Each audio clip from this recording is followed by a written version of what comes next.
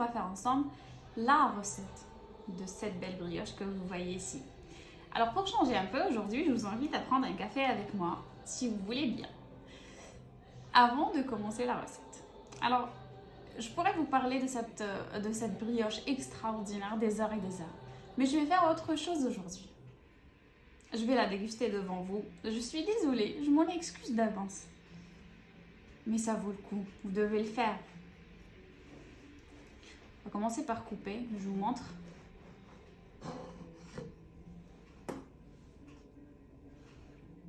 Regardez-moi cette légèreté. On dirait du coton. Cette mie, comment elle est filante, regardez. Vous voyez ?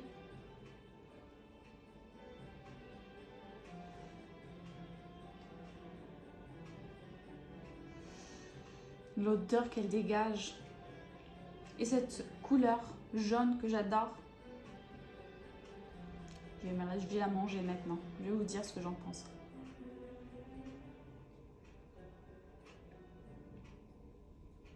J'adore. Ça vaut vraiment la peine. Suivez la vidéo jusqu'à la fin pour pouvoir déguster avec moi cette belle brioche. Et vous me dites surtout ce que vous en pensez. Ok ?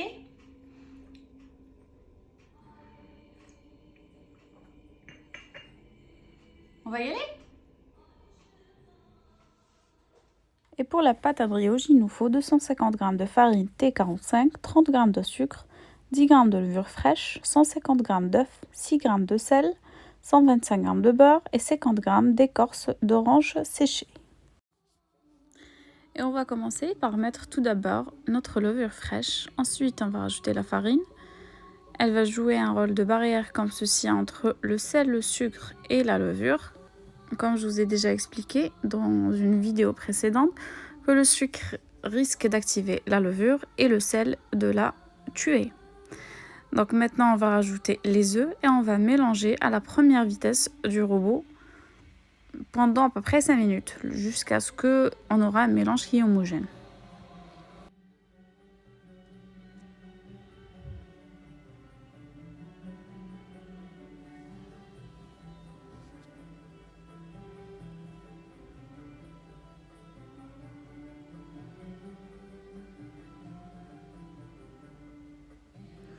Alors, une fois ces 5 minutes passées, on voit bien qu'on a un mélange qui est homogène.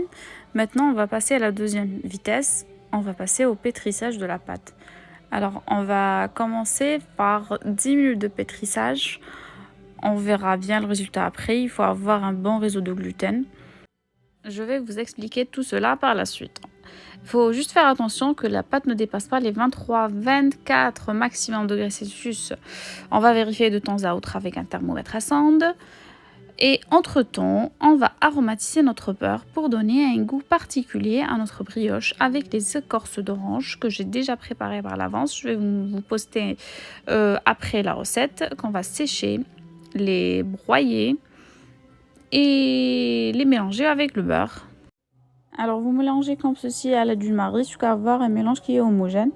Vous pouvez préparer ce mélange à l'avance, ce beurre aromatisé, et le sortir un peu à l'avance pour qu'il soit un petit peu mou. Alors on va le mettre dans un film de cuisson ou un papier de cuisson et l'étaler comme ça en forme de rectangle ou d'un carré et le réserver au frais le temps qu'on finisse le pétrissage.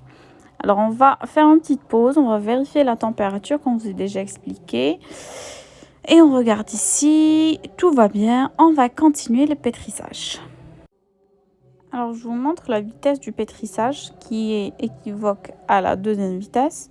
Après je vais accélérer mais juste la vidéo, il faut se fier à cette première partie. Voilà, j'accélère sinon la vidéo va durer des heures. Et c'est pas très agréable. Alors maintenant on va s'arrêter un petit moment pour vérifier, alors les 10 minutes sont passées. On va vérifier si le réseau de gluten s'est bien formé ou pas encore. Alors on va voir ça. Déjà, notre pâte est élastique. C'est déjà ça, c'est bien. Ça, c'est le premier test que je fais. Le deuxième, c'est d'étirer comme ceci la pâte. Et ça se déchire. Ouais, ça se déchire. Le réseau n'est pas très bien formé. Ça commence, mais pas très bien.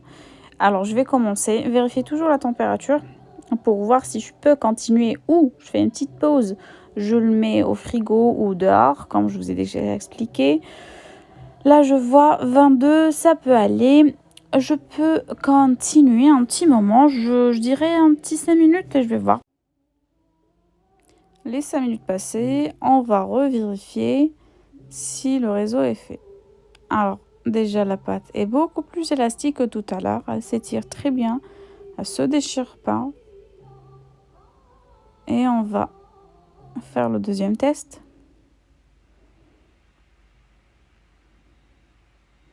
Et regardez. Le réseau de gluten est juste de ouf. Voilà. Je peux même regarder mes doigts à travers la pâte. C'est nickel. Et maintenant, je peux ajouter le beurre sur à peu près 8 minutes en première vitesse. Regardez le beurre déjà, la texture du beurre. Il se tient bien, mais il reste mou. Voilà. Alors, on ajoute progressivement les petits dés de beurre. Pendant 8 minutes, comme je vous ai dit, à peu près, jusqu'à incorporation totale du beurre. L'idée ici, c'est juste incorporer le beurre, donc toujours en première vitesse. On ne pétrit plus. Une fois que c'est fini, on débarrasse la pâte du crochet déjà. Et on va regarder la texture de notre pâte. Elle ne colle pas du tout au doigt. Et le réseau est parfait. Vous voyez bien, j'étire et ça ne se déchire pas. Voilà, maintenant on va le débarrasser de la cuve et la mettre dans un saladier légèrement huilé pour qu'elle ne colle pas. Et on va la laisser pointer à température ambiante pendant à peu près une heure et demie, 1 heure à 1 heure et demie. Une fois ce temps passé, on récupère notre pâte, on voit qu'elle a gonflé, qu'elle a commencé à gonfler, on fleure à peine notre plan de travail, on va la débarrasser, on va la dégazer en tapotant comme ça,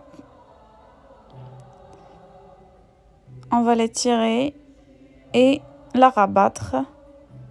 Voilà, on fait des plis comme ça, c'est ça à rabattre. On fait des plis pour donner à la pâte plus de force. Et on finit par former une boule, une belle boule en fleurs pour que la pâte ne colle pas au plan de travail. Et on va la remettre dans le bol qui est légèrement huilé. Et cette fois-ci, on va la mettre au frigo pour une nuit, idéalement 12 heures. C'est très bien. Minimum 6 heures ou je dirais 4. Mais 4, franchement, si vous êtes ultra pressé, vraiment, c'est le minimum du minimum du minimum. Mais laissez quand même 6 heures, 12 heures, c'est très bien. Si vous avez le temps, toute une nuit. Je me répète, je sais, mais c'est important. Après plus de 6 heures pour moi. Vous voyez là le résultat. La pâte a bien gonflé. Elle est ferme. Puisque le beurre est figé, on fleure légèrement notre plan de travail et on la débarrasse du saladier ou du bol. Elle descend tout seul parce qu'on a huilé, voilà le bol. Alors on la dégaze, voilà, on la dégaze comme ceci. Moi j'ai l'impression que je me suis un petit peu amusée avec la pâte en la tapotant. Bon. Maintenant, on va commencer par diviser la pâte. Je vais prendre une boule de 330 grammes pour réaliser la première forme qui est la babka à l'orange. Alors, je vais étaler la pâte sur un rectangle qui fait une longueur qui est égale à la longueur du moule à cake et une largeur qui fait 3 fois la largeur du moule à cake. Alors, on étale. Après cela, je vais prendre cette marmelade d'orange que j'achète de chez Lidl. Elle est délicieuse. Je la tartine souvent sur ma tartine au beurre le matin. Là, je voulais l'essayer dans cette recette. Comme ça, j'aurai une tartine à l'orange le matin qui est déjà prête. Alors, j'étale sur toute la surface de mon rectangle. Après, je roule comme ça en essayant de serrer un peu pour avoir une belle forme à la fin. Une fois mon rouleau qui est fait, je vais le réserver au frigo quelques minutes pour que je puisse le couper sans trop de dégâts, quoi. Après ce temps, je récupère mon rouleau du congèle, je le découpe en deux comme ceci et je viens chevaucher les deux bandes comme cela et je vais le mettre à pousser dans mon moule à cake. Alors j'ai oublié de le beurrer, je le fais alors, il faut surtout pas l'oublier sinon ça va coller. Donc beurrez bien votre moule. Après, on le met dedans et on va le laisser pousser. Je vais vous expliquer après tout cela. Pour le moment, on va se façonner la deuxième brioche. Pour cela, on va peser 2 boules de 150 grammes à peu près. On va former 2 boudins. Alors parce que tout simplement, là maintenant, on va faire une tresse à 2 branches. Alors c'était une première pour moi. Donc j'ai fait tout doucement pour que je me trompe pas d'abord. Et pour tout vous expliquer de yeux. Alors, maintenant, ce qu'on va faire, on va marquer la moitié de chaque boudin avec notre doigt comme ceci. On va prendre le boudin, on va le plier en deux et marquer avec l'index la moitié. Ou avec un autre doigt, c'est pas grave, hein, si vous voulez pas l'index. Alors, qu'est-ce qu'on va faire? Alors, on va prendre les deux boudins, on va les poser en perpendiculaire comme ceci. On va prendre les deux branches à droite et à gauche et on va tout simplement les chevaucher en faisant attention que la main droite soit au-dessus, comme ceci. Après, on va prendre les deux autres boudins et toujours pareil, mais cette fois-ci, c'est la main gauche qui est au-dessus. Et on va tout simplement répéter la même chose, toujours en chevauche.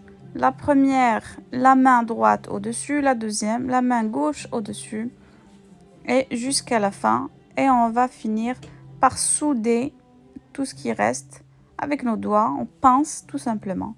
Et voilà notre jolie petite tresse qui est faite.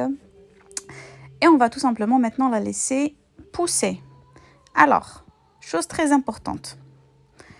Comment on va laisser pousser? Je vous montre comme ça en vidéo la deuxième fois, mais je vous parle en même temps de la pousser. On va prendre une casserole ou un récipient tout simplement. On va mettre dedans de l'eau bouillante et on va la mettre dans le four. Comme ça va réchauffer le four et augmenter l'humidité dans le four. Alors, vérifiez avec un thermomètre qu'on est 27 degrés Celsius à peu près. Et on va laisser fermenter notre pâte à brioche, notre brioche maintenant qui sont formées, nos brioches, pendant à peu près 1h30 jusqu'à 2h. Il faut vérifier. Si vous avez 25 degrés Celsius, normalement, 1h30, c'est largement suffisant. Il faut vérifier que la pâte soit bien gonflée, tout simplement. Et voilà, après 1h30 pour moi, la pâte a vraiment doublé de volume, vous voyez bien.